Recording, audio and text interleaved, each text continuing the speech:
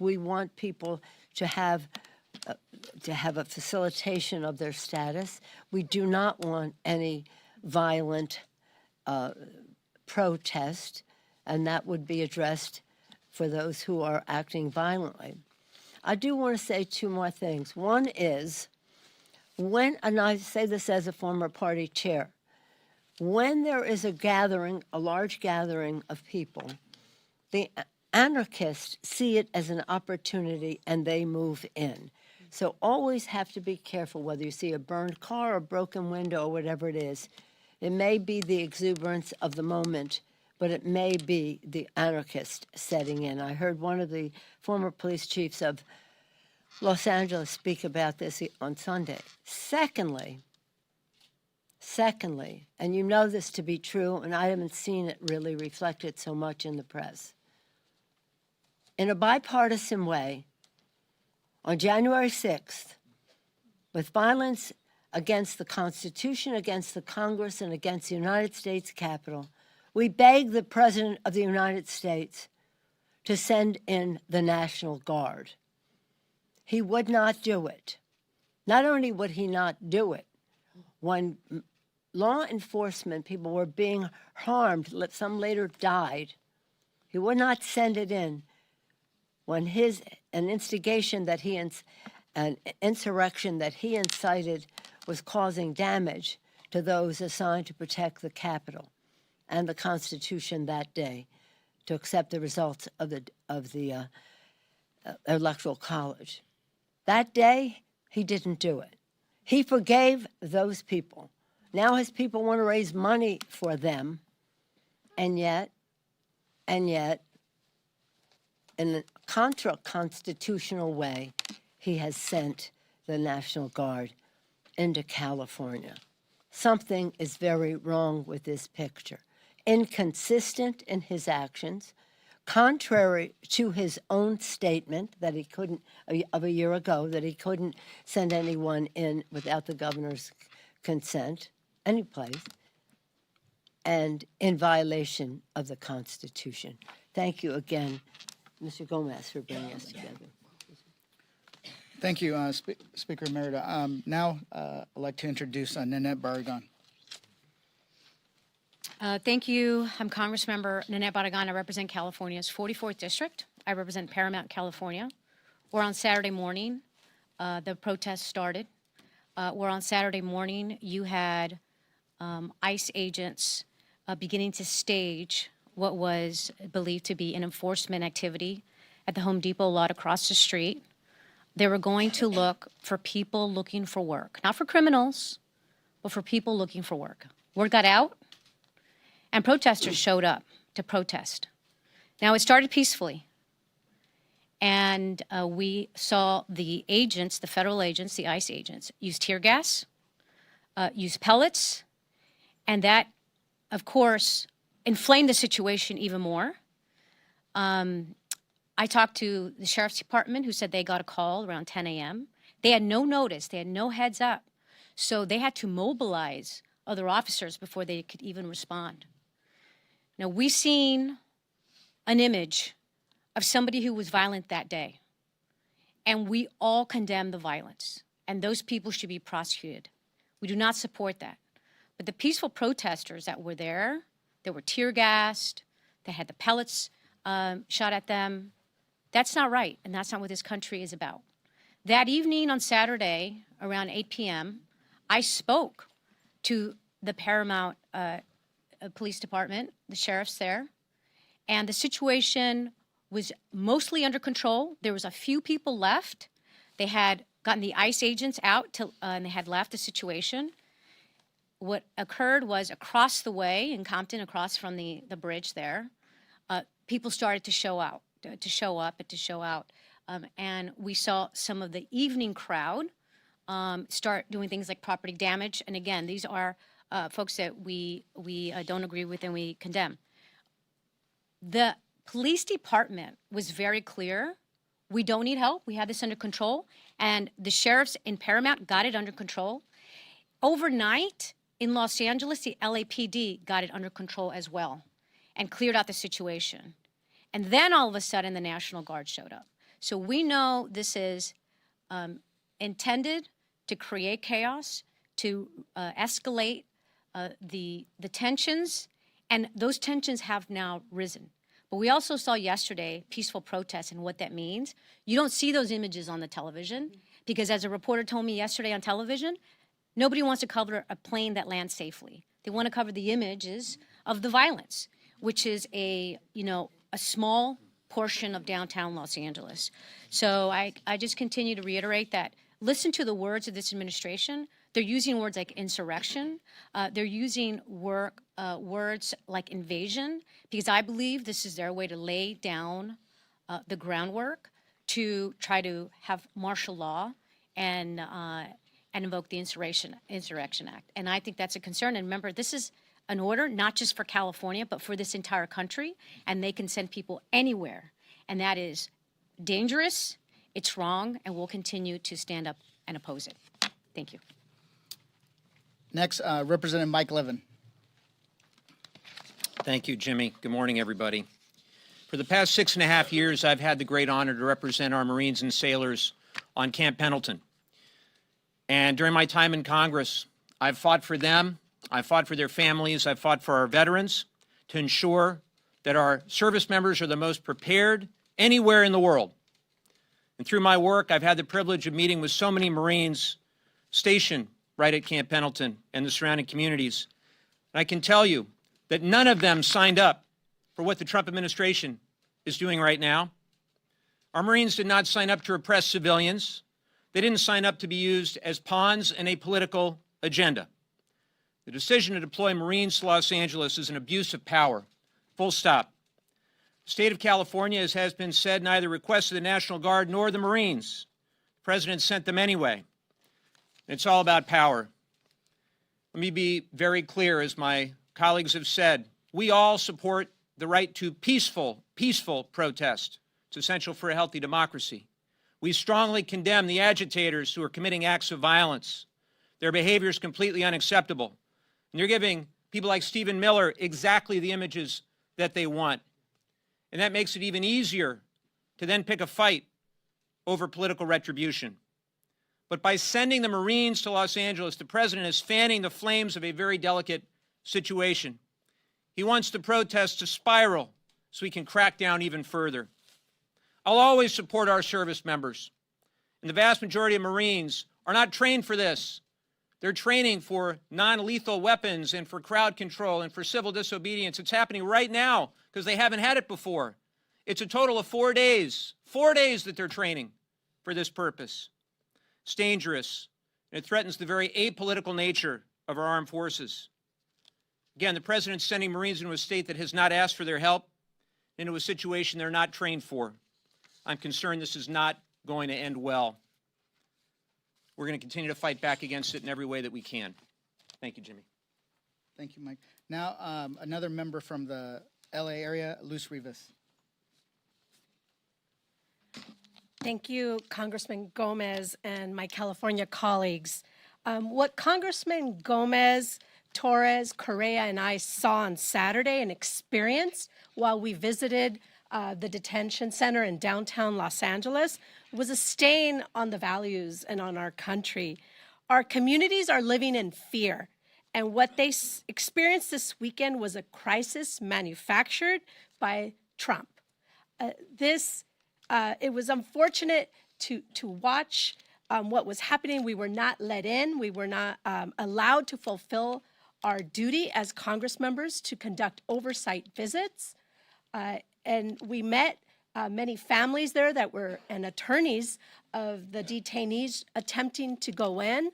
And the way it was handled, even spraying some chemical agent at us, was horrible. Knowing that there were members of Congress outside of that detention center and they're willing to do that, imagine what they're willing to do to Americans. The protests that are happening in Los Angeles, like my colleagues have mentioned, we all condemn violence. We all condemn violence, but Los Angeles, I was born and raised in the city of Los Angeles. I still live in the city of Los Angeles. I have seen many, protests and unrest throughout my life. And this one is happening in like 3 small blocks in downtown Los Angeles.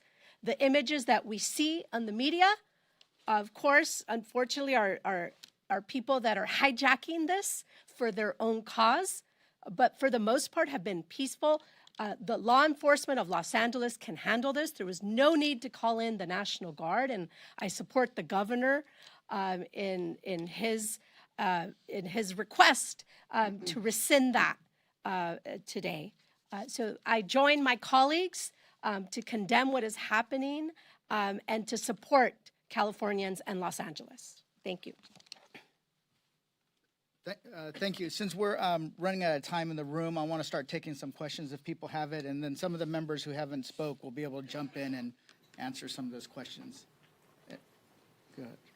A recent CBS YouGov poll found that 54% of Americans support the administration's deportation of illegal immigrants in the United States. Is the Democratic Party in any way out of touch with voters on this issue? If you really start digging into the polling, it shows that it's when you start pointing out who it is, right? That if it's a mom that's been here, that's sought asylum, that's gone through the process, that it's children, then all of a sudden they don't support the deportation of those individuals. Donald Trump sold it as going after criminals, but they're going to Home Depots and car washes and restaurants. I don't know how many MS-13 members are working at car washes, Home Depots, and restaurants. So, and that's why you see the backlash of like the individual who was detained that was a restaurant worker in a red state, in a red city, and then all of a sudden her community came forward to help advocate for her. So I think that the Democrats understand that it's not about all immigrants. It's that how Donald Trump's trying to portray immigrants. Next question. Go ahead. Senator Fetterman posted on X. He said, "My party loses the moral high ground when we refuse to condemn setting cars on fire, destroying buildings, and assaulting law enforcement." How would you react to that? Well, We all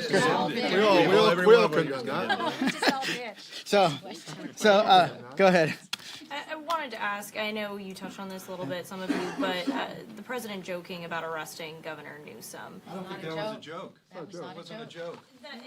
So, I mean, speak to that, the concern that this is I would say I'm legitimate- against arresting any of the most prominent elected officials in this country.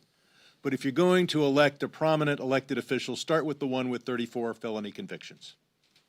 Let's also be clear, then the Come here. borders are said that he wasn't going to do it. Because obviously, if they did arrest Gavin Newsom, then it would change the narrative. And then it would be about the illegal arrest of a sitting governor who was elected by the majority of voters in the state of California, and not about a felon who is in the White House who is manufacturing chaos to distract from the fact that he is cutting hundreds of billions of dollars in needed programs that will kill people. This is about if it bleeds, it leads.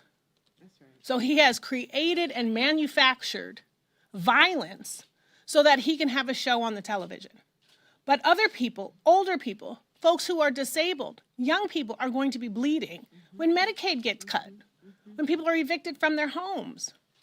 And this has been an illegal deployment of the Marines and the National Guards without the request or the consent of the sitting mayor and the sitting governor of the state of California. So are you suggesting this is So what we're talking about here is bad faith enforcement of our immigration laws. As the Speaker Emerita alluded to, people have to check in. People are following the law when their cases have not been fully adjudicated, and ICE is doing something unprecedented.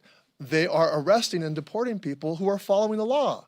That has understandably created people who have been put in an impossible situation. Americans do want our immigration laws enforced, but they're also fair. They don't like unfairness. They don't like people being denied due process rights. And that's what's actually going on also here when people show up to their hearings and then thinking they're obeying the law and then seeing their families being arrested and taken away, or showing up to schools and parents separated from their kids. This is going to inflame communities. These are intentional acts of inflammation by this administration. They need to pull back. They need to pull back the National Guard, and they need to rein in ICE's inflammatory tactics. Are you suggesting, though, this is a distraction from the big, beautiful bill and the unpopularity? Go ahead. All right, right here. Now, you mentioned that you want to have the National Guard withdrawn, you don't want to have the National Guard even involved in this. You also mentioned the insurrection, so to speak, on January 6th. That was back when the National Guard was pulled back and was waiting for a long period of time, and then there was a big investigation that was put into that, and people said, where's the National Guard? We're having all these rioters who came into the Capitol, where is the National Guard? Then, all of a sudden, here we have the National Guard that was put in there because there was, let's face it, a lot of rioters and a lot of violence that was going on there that you're calling peaceful protesters. But a lot of people didn't see that on the TV screens. So either you don't have the National Guard that didn't come in on time on January 6th, or you do have the National Guard where there was violence. We did see it on our TV screens. What do you want? So, wait a second. So on January 6th, I was here. There was 50,000 people outside. They were scaling the walls. They were bashing in, breaking in, with members of Congress trapped in the gallery, including myself, including a lot of the people here. That was a dire situation where the police were run over. People were beaten with. Over in Los Angeles. And the difference is Speaker Pelosi asked for help. Very different situation. And here's the thing. Donald Trump is the one that was actually inciting that. And here's what's also going on. How many police officers have died in LA? 0. How many people died on January 6th? 5. How many people their heads were beaten in here? At least 1 or 2 or maybe more. Right? There was so when people say that it's Democrats are being not consistent is completely wrong. Next question. So why address this as a distraction from the big beautiful bill and Musk instead of treating it as a goal unto its own? Who are you with again? I'm Reuters, sir. Anybody? Instead of I think there's some difference of opinion here as to what Trump is trying to distract us from. But it's clear that that's what he's doing, and he can create so much inflammation in Los Angeles and then say, oh, well, now there's a riot that I've created. I think what he's trying to distract us from is the most embarrassing big bromance blowout in history, but more importantly, the biggest amount of corruption since the privatization of the Soviet Union. The $400 million plane, the $300 million from Chinese interests into Trump coin, and the $2 billion from Abu Dhabi into his Trump stablecoin. We shouldn't be having this press conference here. We should be having charts showing you the levels of corruption that we've seen in the Trump administration. But Trump thinks he can win by tearing down the city of Los Angeles. next question. Hi, I'm with Lewis. So right now we've seen that the Trump administration is kind of doing this thing of going after Democratic elected officials. So the charges against Congresswoman McIver, the arrest against the New York mayor, and now we have that threat against Governor Newsom. So is there any concerns now that that's going to be kind of become the new normal? And again, if there's any concern that any one of your Democratic colleagues, both here in Congress and just anybody at the party, any official, could be next. Yeah. Oh yeah, they're most likely to go after you next. So you want to? Are you concerned? A couple of things here. I got a lot of calls about the arrest of David Huerta, who's one of our organized labor leaders at SEIU. And so this started on Saturday. It was mentioned here several times that they were in South LA. They were in my district. They were in our district. They were in Paramount. They were in Lenox, and they were in Compton, California. And they were roughing up. They were basically raiding. They were doing anything that they could to get the numbers that the president wants to prove what he said he was going to do when he was campaigning. He was going to get millions deported. And so you all know, how many know that Los Angeles is a sanctuary city? First, do you know that? How many of you know and understand that those people who are on the ground, who are seeing what is going on, should be paid attention to? I don't like the idea that the minute the president says there's violence, the press kind of responds to that. I was on the ground. I went on the ground on Sunday. I went to downtown detention center to try and get in. They slammed the door in my face. There were few people outside. They were not protesting. But guess who really had the attention?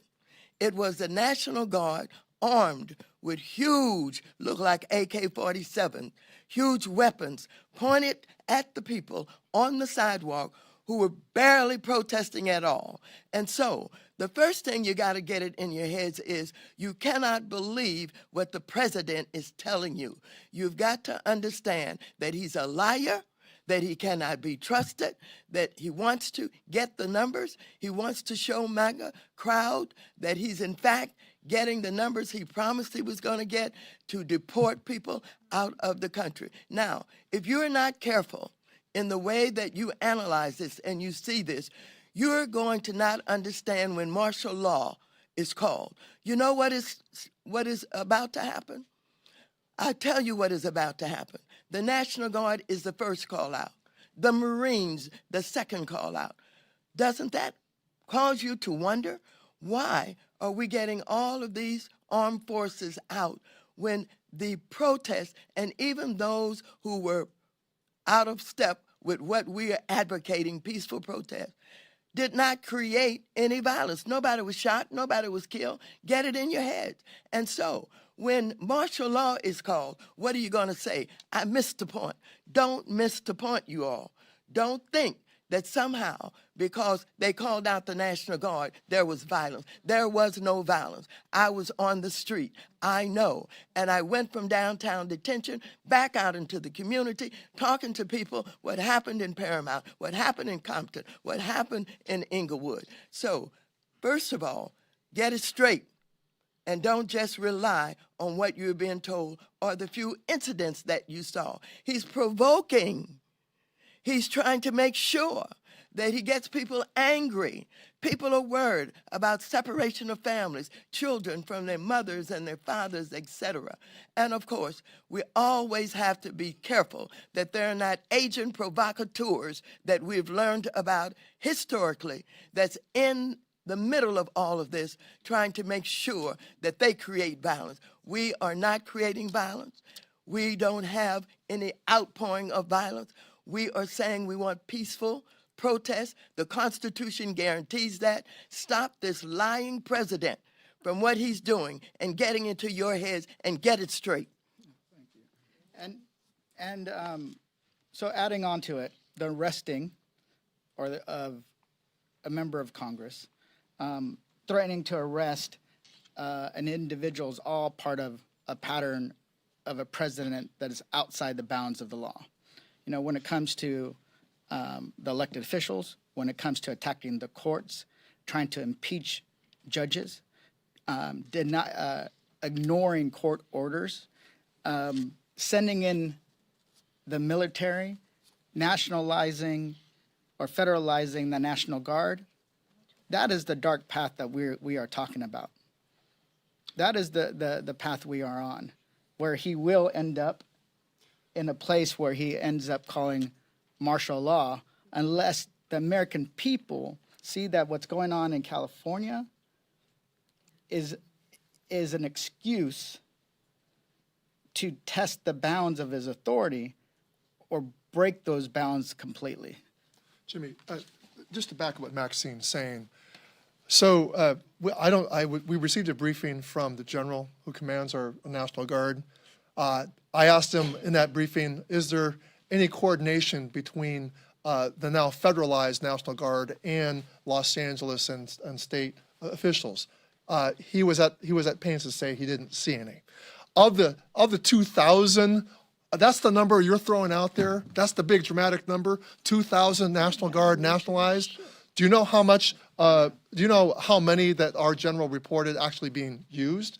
1,600 are actually staying. They're not being used. They're not been tapped. About 325.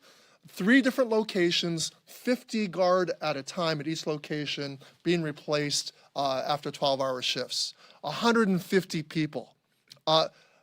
Then he justifies another 700 Marines? Come on, press corps.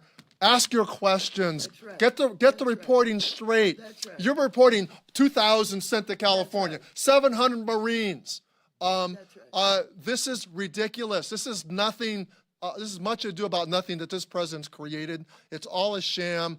Our people are seeing through it. You've got to help get the truth out there. That's right, absolutely. Can I just add 10 seconds really quick? I also want to highlight, as what's been pointed out, the pattern. It's even the attack on the press. We have seen in the coverage of the LA, of what's happening right now in Los Angeles, is a reporter from NBC who had a press vest on, saying he was the press, being roughed up, told he had to leave. Last night we saw a CNN reporter who was luckily on air, who was called over. They started to arrest him and then told him that he had to get out. And we've seen clips of the reporters who are doing live shots, doing nothing, not even protesting, they're reporting and they're being shot with pellets. Okay, and those are the ones that we have documentation of. So these are reporters. These are your colleagues, and they're going after you too. And we know this president has thrown out the press that he doesn't like when they're reporting from the Oval Office. So this is a pattern of going down the road of being a dictator. And someone should be asking how much all this is costing. Yeah. So I want to, I actually have to go to, I'm on the House Intelligence Committee, so I have to go run, but I'm going to let Mike Levine. One thing. Okay. Hi, Laura Friedman from Los Angeles. I just want to add a little anecdote about the effect of bringing the Marines in and bringing the National Guard in. So I'm a mom. I'm in a mom's group on Facebook. You know, a bunch of non-political moms chatter about all kinds of stuff. Going into the weekend, the chatter turned to the raids. These are mostly American citizen moms, I'm assuming, you know, in suburban Los Angeles, very concerned about the raids, felt it was inhumane, have seen kids pulled out of school. We saw a huge reduction of kids going to school in Los Angeles. So they wanted to help. They were asking, where do we go and protest? In the last day, the talk that I have seen in this group is that they're afraid of their own government. They haven't been saying they're afraid of the guys, of the bozos that we see throwing rocks, you know, who need to go to jail, they need to get arrested, totally unacceptable, they're putting everyone in danger. But they're afraid that they're gonna get shot by the National Guard. They're asking each other, are the Marines gonna have live ammunition? Are they gonna be shooting into the crowd? There is an effect here of chilling Americans' ability to exercise their First Amendment rights and protest. This is a bunch of moms who want to support their undocumented community members who are now scared to go to protests here in America. That's the effect that these policies from this president are having on citizens. That should be a bigger story. And they're asking each other, is it safe to go? I just want to go and stand and hold a sign. Are they going to arrest me? Are they going to shoot at me? That should be something that gives all of us pause in this moment. Thanks. Just following up on the use of the Marines, I hope you asked the tough questions. What are the rules of engagement and what is the legal authority? I can tell you the legal authority is a gray area at best. The Marines are only able to protect the federal property and federal personnel unless the president invokes the Insurrection Act, which he has not done. I have tried to find the legal authority. The closest we've come is a memo from 1971 used during the Nixon administration. There's no section relevant in the United States Code. The section relied on for use of the National Guard is solely for purposes of the use of the National Guard. So I asked that question. And as far as the rules of engagement, these are Marines who are trained in lethality. This is the most lethal fighting force in the world. They're not trained in the use of non-lethal weapons. They're not trained for civil disobedience. They're not trained for crowd control. Ask the questions. What are the rules of engagement? What is legal authority? Thank you. All right, thank you. Some of these members will stay behind and answer some questions. Thank you. Do something in Spanish? Is that possible? Can I just ask you a brief question? Can you just talk to us in Spanish just about the possibility of President Trump enacting the insurrectionist law and the consequences of it? Okay. Quiero decir que nuestra comunidad en Los Ángeles, en California, en los Estados Unidos, tenemos muchas preocupaciones que este presidente va a hacer algo que no va a cambiar nuestro país para siempre. Y yo creo que si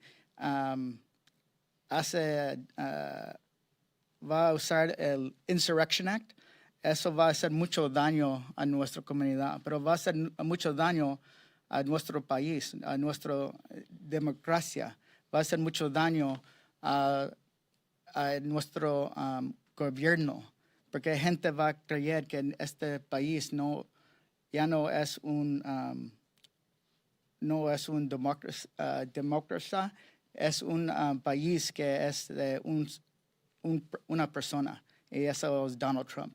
Y esa persona ya no está obligado a seguir la ley. Nosotros tenemos